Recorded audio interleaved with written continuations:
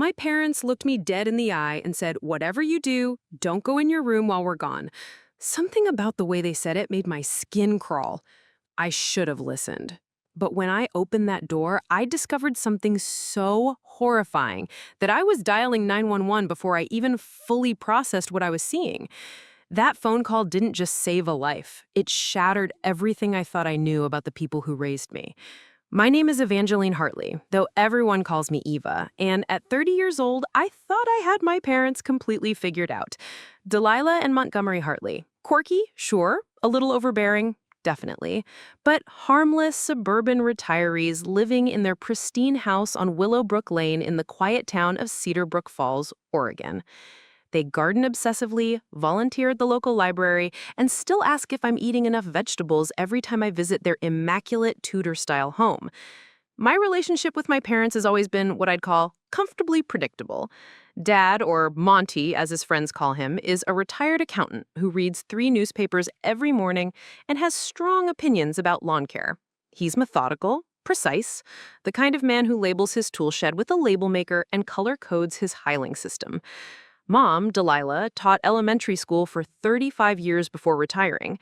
She's the type who still sends handwritten thank you notes and knows every neighbor's birthday by heart. Together, they're the picture of suburban normalcy. The couple who never misses church on Sunday and whose idea of excitement is trying a new restaurant that serves fusion cuisine. I'd been staying at their house for what was supposed to be a relaxing long weekend while my downtown Portland apartment was being fumigated. Nothing dramatic, just a routine pest control treatment that required me to vacate for 72 hours. When I called to ask if I could crash at their place, my parents were absolutely thrilled. "It'll be just like old times," Mom had exclaimed over the phone, and I could practically hear her already planning elaborate home-cooked meals and digging out photo albums I'd seen 1,000 times. "I'll make your favorite blueberry pancakes, and we can watch those cooking shows you used to love." Their house is this gorgeous Tudor revival on a tree-lined street where every lawn looks like it belongs in a magazine. White picket fence, climbing rose bushes, the whole Norman Rockwell fantasy. I grew up in that house, in a neighborhood where kids still ride bikes until streetlights come on, and everyone waves to each other from their front porches. It's the kind of place where the biggest scandal is usually someone forgetting to bring their garbage cans in on time. My childhood bedroom on the second floor is exactly as I left it when I moved out for college 12 years ago. And I mean exactly. The lavender walls I'd begged for when I turned 14, the corkboard still covered with photos of high school friends, concert tickets, and achievement ribbons from track and field. My collection of vintage Nancy Drew books lined up perfectly on the white bookshelf Dad built when I was 8. Even my stuffed elephant, Mr. Peanuts, still sits on the window seat like he's waiting for me to come home from school. My parents have kept it as some kind of shrine to my teenage years, which I've always found both endearing and slightly embarrassing. Every time I visit, Mom mentions how she just dusts it lightly, and Dad talks about maybe converting it to a home office someday, but they never do. It's like they're preserving this version of me that existed before real life happened, before student loans and career stress and the general messiness of adult existence. The weekend started exactly as I had expected. Friday evening was filled with Mom's famous pot roast, Dad's detailed commentary on the local news, and the comfortable rhythm of family dinner conversation. We talked about my job at the marketing firm, their latest gardening projects, and the new family that had moved in next door. Normal, safe, familiar. Saturday morning unfolded like a scene from my childhood. I woke up to the smell of coffee brewing and bacon sizzling downstairs. The morning light filtered through the lace curtains Mom had hung in the kitchen 20 years ago, casting the same gentle patterns on the hardwood floors that I remembered from countless weekend mornings growing up. Dad was at the kitchen table in his usual spot, reading the Cedarbrook Falls Gazette aloud, even though Mom and I both had our phones out, scrolling through news apps. It's this endearing habit he's had for as long as I can remember. He believes in the importance of local journalism and thinks we should all know what's happening in our community, even if most of it is coverage of city council meetings and high school sports. "Says here they're finally fixing the potholes on Maple Street," he announced, adjusting his reading glasses. "About time. I nearly lost a hubcap last week." Mom bustled around the kitchen in her flowered apron, the one I bought her for Mother's Day 5 years ago, fussing over whether I wanted more syrup, if my coffee was hot enough, whether I'd prefer orange juice or grapefruit juice with breakfast. She'd made blueberry pancakes from scratch, just like she promised, with the wild blueberries she'd frozen from their bushes last summer. "Eat up, sweetheart," she said, sliding another pancake onto my plate. "You're too thin. Don't they feed you in the city?" It was the kind of domestic peace that makes you feel simultaneously safe and slightly bored. The kind of morning where the biggest decision is whether to have a second cup of coffee, and the most pressing concern is whether Dad will remember to water Mom's tomato plants while she's at her book club meeting. For the first few hours, everything was perfectly, blissfully normal. I helped Mom with the breakfast dishes while Dad disappeared into his study to organize some paperwork, which really meant he was going to spend 2 hours rearranging files that were already perfectly organized. This is a man who enjoys organizing for the sake of organizing. I've seen him alphabetize his DVD collection just because he was bored on a rainy Sunday. Around 10:30, Mom and I settled into the living room with our second cups of coffee. She'd pulled out yet another photo album, this one from my junior year of high school, and we were going through pictures from the state track championships where I'd placed third in the 1,500 meters. She always gets a little misty-eyed looking at these photos, talking about how proud she was watching me cross the finish line. "You are so determined," she said, pointing to a picture of me mid-stride, ponytail flying behind me. "Even when you were little, once you set your mind to something, nothing could stop you." It's funny how parents remember you. In Mom's version of my childhood, I was this focused, driven kid who knew exactly what she wanted. In my memory, I was mostly just trying to figure out how to fit in and avoid embarrassing myself in front of my classmates. But I've learned not to correct these rose-colored recollections. They make her happy, and honestly, maybe her version is more accurate than mine. We were laughing about something. I think it was a photo of me with braces and an unfortunate haircut at some school dance, when I noticed Dad hovering in the doorway. He'd been doing that all morning, appearing and disappearing, checking his watch, looking toward the stairs like he was timing something. "Everything okay, Dad?" I asked. "Fine, fine," he said quickly, but he didn't move, just stood there, shifting his weight from one foot to the other, which is unusual for him. Dad's normally very decisive, very direct. He doesn't hover. That's when I started noticing other small things, like how Mom kept glancing at the clock on the mantel, how they'd both gotten unusually quiet during certain parts of our conversation, how Dad's phone had buzzed several times, and instead of checking it immediately like he usually does, he'd just let it buzz. Around noon, things took a decidedly weird turn. It started with a phone call. The landline rang, because yes, my parents still have a landline, complete with an answering machine that takes actual cassette tapes. And Mom practically lunged for it. "Hello?" she answered, her voice unusually tense. "Oh, yes, I understand. What time?" "Okay, yes, we'll be ready." She hung up and immediately exchanged that look with Dad. You know the one I'm talking about? The kind of silent communication that happens between people who've been married for 37 years. The kind that usually means someone forgot to pay the electric bill or they're planning a surprise party and trying not to let anything slip. But this felt different, heavier, more urgent. "Who was that?" I asked casually, not because I was particularly curious, but because the silence that followed the call felt awkward. "Oh, just the pharmacy," Mom said, which was obviously a lie, because she had sounded way too formal for a conversation with the local CVS. "They need us to come in and update some insurance information." Dad nodded vigorously like he was backing up her story. "Yes, insurance. Very important to keep that current." I nodded, but something about their explanation felt off. For one thing, Mom had said, "What time?" during the call, which seemed like an odd thing to discuss with a pharmacy about insurance paperwork. For another, they were both acting like they'd been caught doing something they shouldn't be doing. Then Dad started pacing. My methodical, precise, routine-oriented father began walking back and forth between the living room and the kitchen like he was working up the nerve to say something. Finally, he stopped in front of the couch where Mom and I were sitting and cleared his throat in that way that meant he had an announcement to make. "Actually, Eva, we need to run some errands this afternoon. Important ones. We'll probably be gone for several hours." I shrugged. "No problem. I brought my laptop, and you guys have Netflix now. I'll probably just catch up on some work stuff and binge whatever cooking show Mom's been watching." That's when they exchanged another look. This one was different, more pointed, more worried. Mom actually bit her lip, which is something she only does when she's really anxious about something. "Actually," Dad continued, "there's one thing we need to mention. Your bedroom, well, the bathroom connected to it, is having some plumbing issues. We're waiting for the repair guy to call us back with a time estimate." I looked toward the stairs, confused.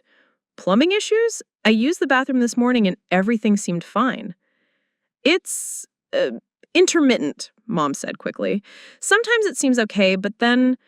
She made a vague gesture with her hands that was supposed to indicate some kind of plumbing problem, but really just looked like she was trying to shoo away invisible flies. "What kind of intermittent plumbing problem?" I pressed, because now I was actually curious. In all the years I've lived in this house, we'd never had any serious plumbing issues. Dad's too handy for that. He fixes leaky faucets and running toilets the moment they start acting up. Well, Dad started, then stopped. It's complicated, technical plumbing stuff. The point is, it's better if you just stay downstairs today until we can get it properly sorted out. Then he added the words that, looking back, should have been my first major red flag. "Whatever you do, don't go in your room while we're gone." The way he said it, not like a casual suggestion or even a firm request, but like a warning. Like something genuinely bad would happen if I didn't listen. His voice had this edge to it that I'd never heard before, at least not directed at me. I stared at him, trying to process what I just heard.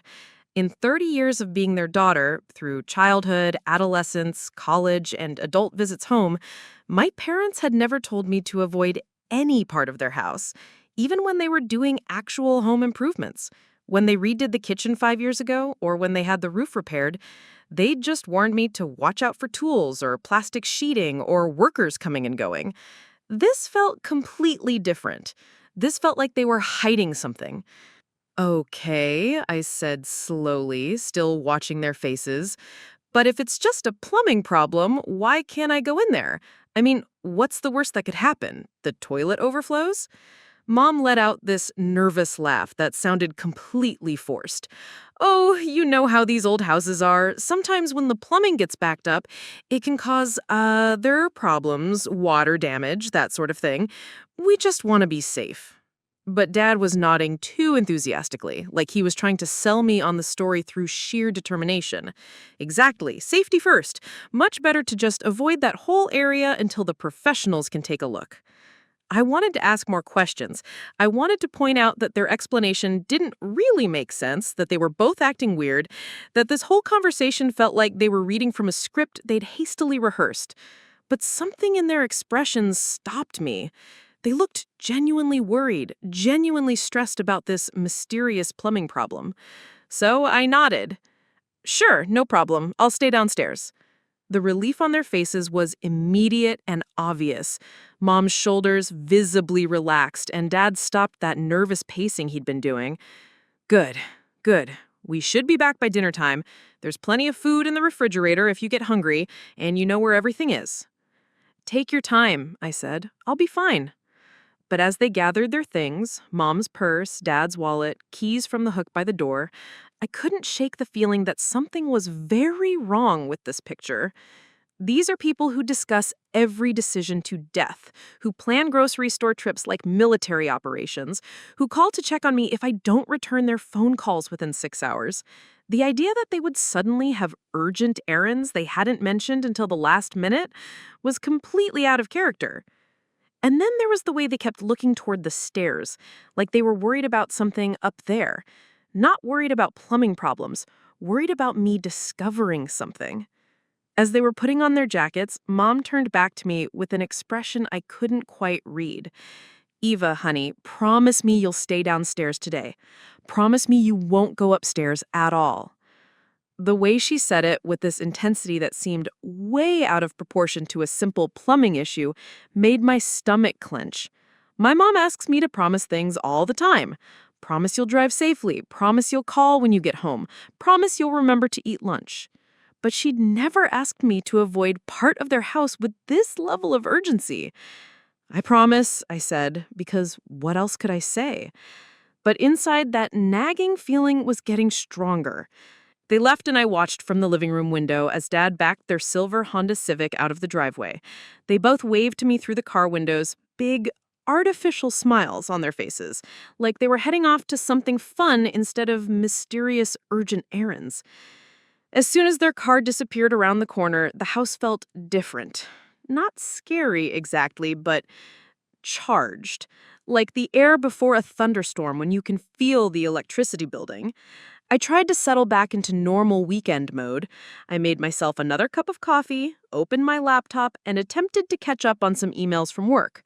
But my concentration was shot. Every few minutes, I'd find myself staring at the ceiling, knowing my childhood bedroom was directly above me. The house felt different with them gone. Not just quiet. Houses are supposed to be quiet when you're alone. This felt charged, like the building itself was holding its breath. Every creak of the old wooden floors, every settling sound from the walls seemed amplified. I kept catching myself listening for something, though I couldn't say what. Around 2 o'clock, I gave up any pretense of productivity and decided to make myself lunch. The kitchen felt normal enough.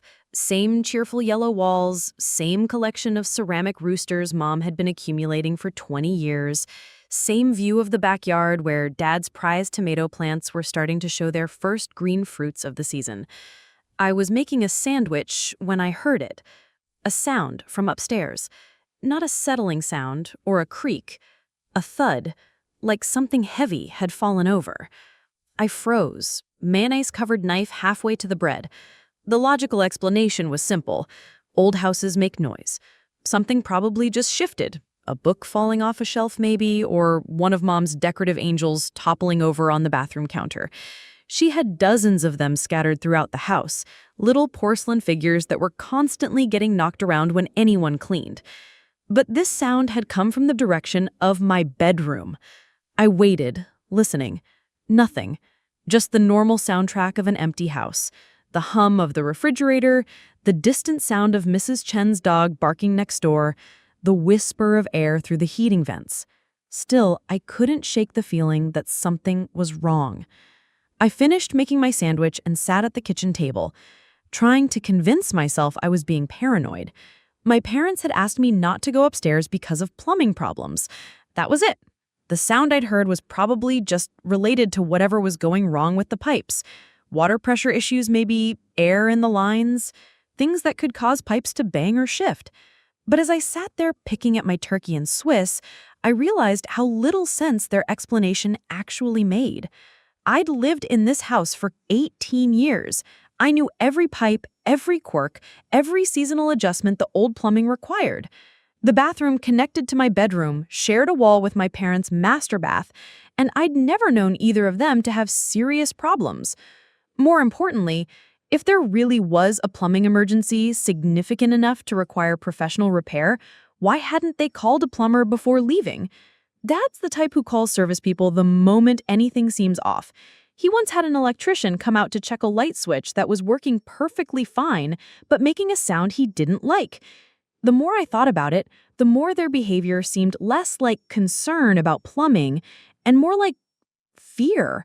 Like they were afraid of me discovering something. Another sound from upstairs interrupted my spiraling thoughts. This time, it was unmistakable.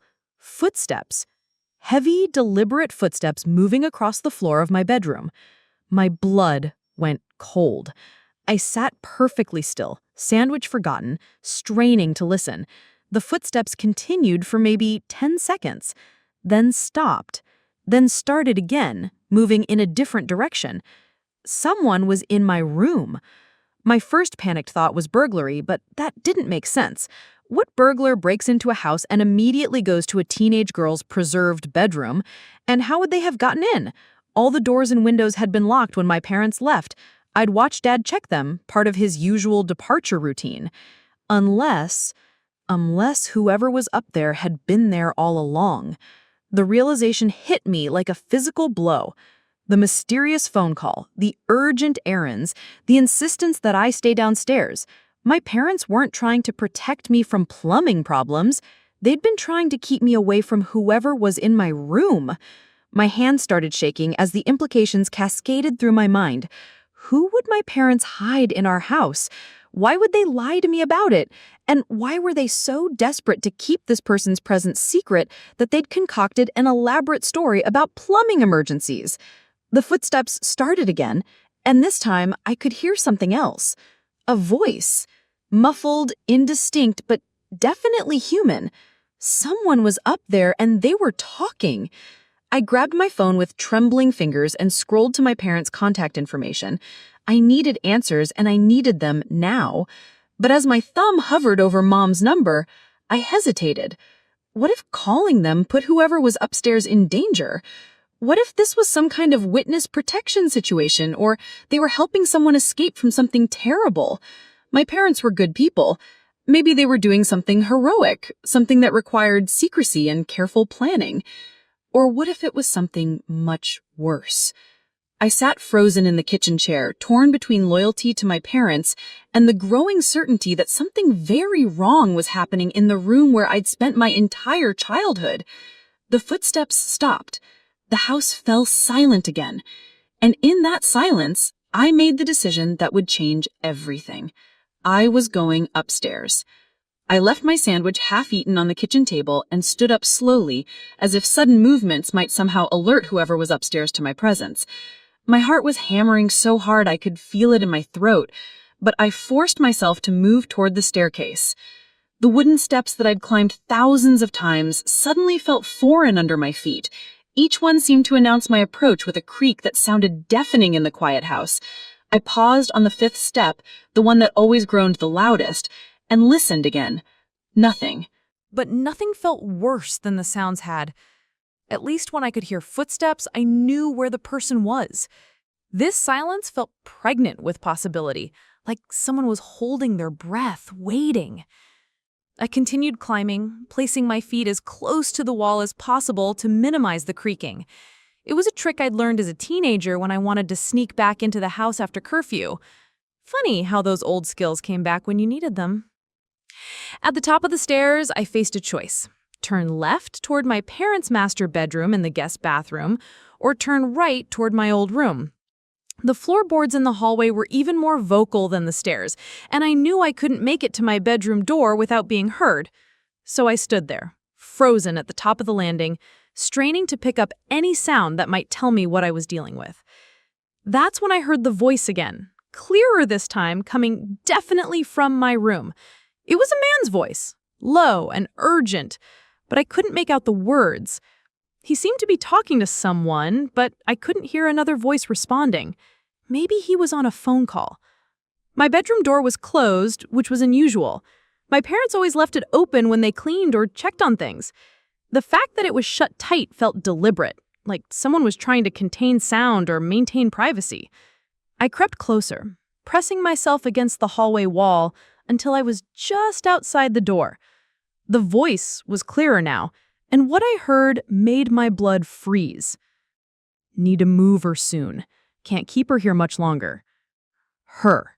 He was talking about a woman, and the way he said, move her, didn't sound like he was discussing travel plans. I know. The old couple said they'd handle it, but their daughter's here now. Too risky. Old couple. He was talking about my parents. My mind reeled as I tried to process what I was hearing. My parents were involved in something that required hiding someone, a woman, in my childhood bedroom. And now this man was discussing moving her because I was here. The conversation continued, but his voice had dropped lower, making it harder to understand. I caught fragments. Boat tonight, dispose of, make it look like. Every instinct in my body was screaming at me to run, to get out of the house, call the police, and let professionals handle whatever was happening behind that door. But another part of me, the part that still couldn't quite believe my loving, law-abiding parents could be involved in something sinister, needed to see for myself. I reached for the door handle with a shaking hand. It turned silently, thank God for Dad's obsessive maintenance of every hinge and mechanism in the house. The door opened just a crack, and I pressed my eye to the gap. What I saw destroyed every assumption I ever had about the people who raised me.